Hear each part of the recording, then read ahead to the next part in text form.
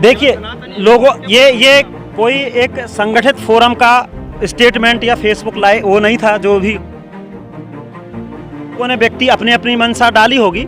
सामान्य तौर पे हम लोगों ने सनातन धर्म और सर्व धर्म के माध्यम से इस मंच के माध्यम से ज्ञापन दिया है। किसी ने कोई टीका टिप्पणी करी हो व्यक्तिगत होगी, लेकिन ये वास्तव में सर्व धर्म और सनातन धर्म के मतलब कहीं ना पीठ की तरफ से कहा गया, ना गुरुदेव की तरफ से किसी प्रकार का इस प्रकार का कोई निर्देश दिया गया।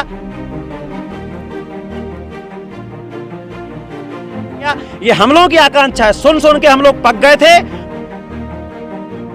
आज देखिए ये सनातन धर्म और हिंदू समाज की तरफ से ज्ञापन है और ये ज्ञापन सांकेतिक एक जानकारी होती है शासन प्रशासन को कि इन लोगों को आप कार्रवाई करिए, इनको आप कंट्रोल करिए।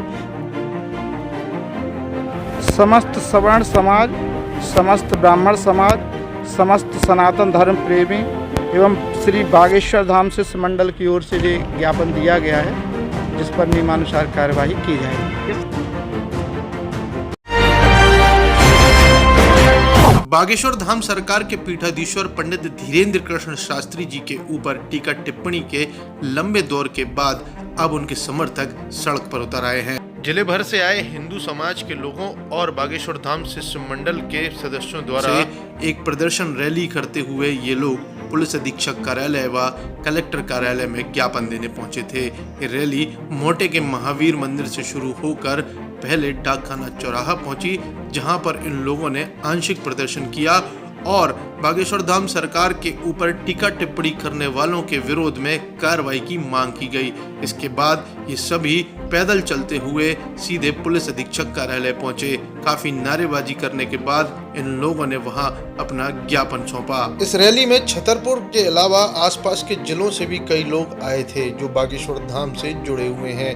इनका कहना है कि बागेश्वर धाम सरकार को जबरन टारगेट करके कुछ राजनीतिक व्यक्ति अपना उल्लू सीधा कर रहे हैं, जिनमें आरडी प्रजापति प्रमुख हैं।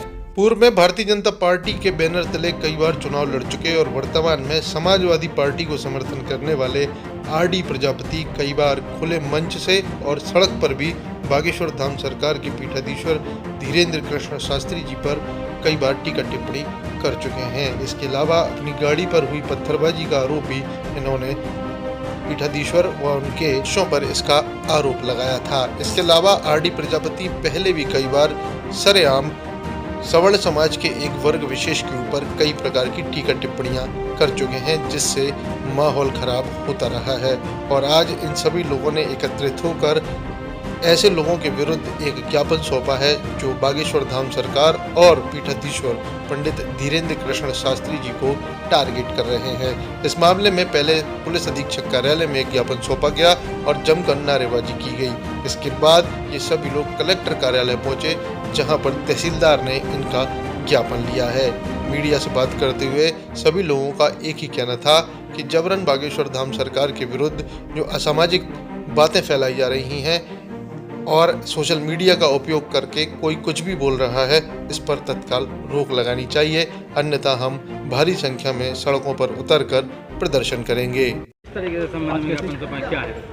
आज विगत कुछ दिनों से हमारे संत समाज के ऊपर विभिन्न प्रकार से अनर्गल टिप्पणियां की जा रही हैं। हमारे ब्राह्मण समाज के ऊपर या फिर धर्म के ऊपर विभिन्न प्रकार की टिप्पणियां कुछ लोगों के द्वारा की जा रही हैं। उसी के लिए आज सभी लोग एकत्रित हुए। मोटे की महावीर पर एकत्रित होकर के छत्रसाल चौक होते हुए आज माननीय कलेक्टर महोदय एवं माननीय पुलिस अधीक्षक महोदय को ज्ञापन दिया गया है।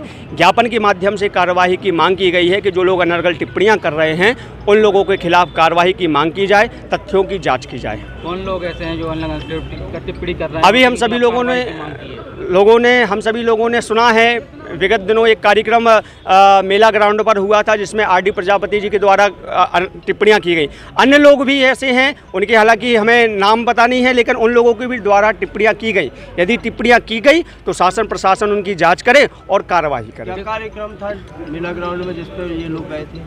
एक ओबीसी महासभा के बैनर तले एक कार्यक्रम था, सम्मेलन टाइप का, एक कोई विरोध प्रदर्शन टाइप का एक कार्यक्रम था। उसी कार्यक्रम को लेकर उसी कार्यक्रम में इस प्रकार की टिप्पणियां की। आगामी कार्यक्रम के लिए भी आप लोगों ने चेतावनी दी है, क्या है पूरा मामला? आगामी जो कार्यक्रम होने वाले हैं, हम देखते हैं कि अभी कार्यक्रम हुए हैं, आगामी समय में कार्यक्रम होंगे। चूँकि ये चुनावी वर्ष है, चुनावी वर्ष में कई प्रकार के कार्यक्रम होंगे, समाज को जातीय संघर्ष में बांटने का काम किया जाएगा।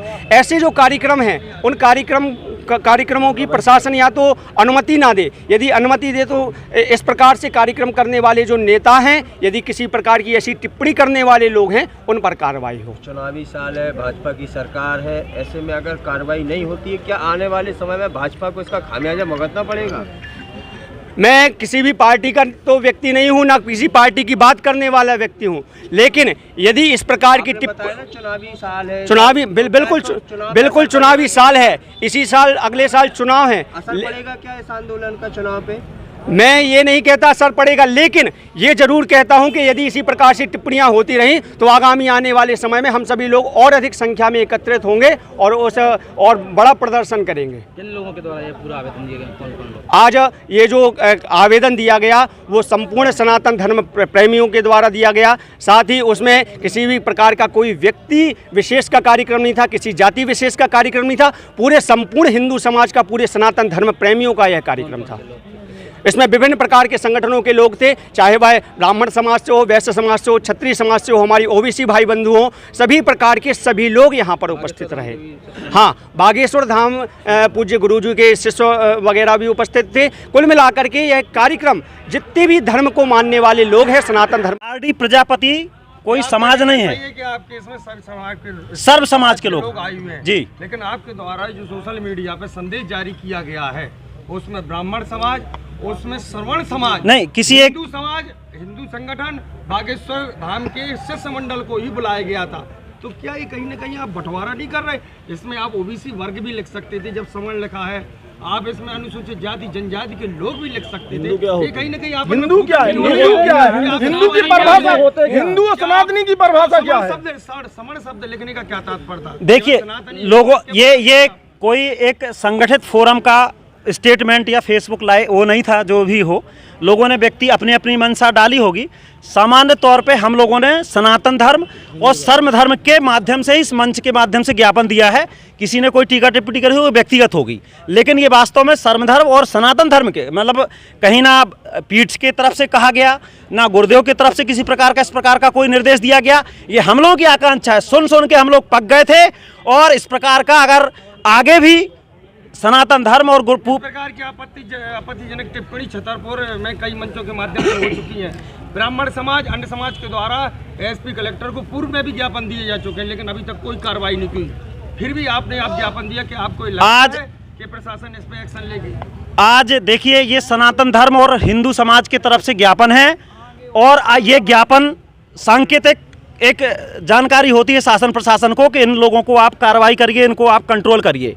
नहीं करेगी तो अगर वैसे गुरुदेव ने किसी प्रकार का आदेश निर्देश नहीं किया, अगर ये मैसेज चला जाएगा, लाखों नहीं करोड़ों भक्त हैं सनातन धर्म से जुड़े हुए लोग भी और बागेश्वर धाम पीठ से भी, अगर इस प्रकार के लोग न्यूसेंस करना और इस प्रकार की अपनी राजनीतिक चालों के लिए धाम और पीठ का और सनातन धर्म का विरोध नहीं माने, तो लाखों की संख्या में हम सड़कों पे उतरेंगे और हिंदुत्व, सनातन धर्म, सर्वधर्म समाज के माध्यम से एक नहीं, पूरे मध्य प्रदेश के जिलों में प्रदर्शन करेंगे। आज हम लोग घोषणा करके जा रहे हैं।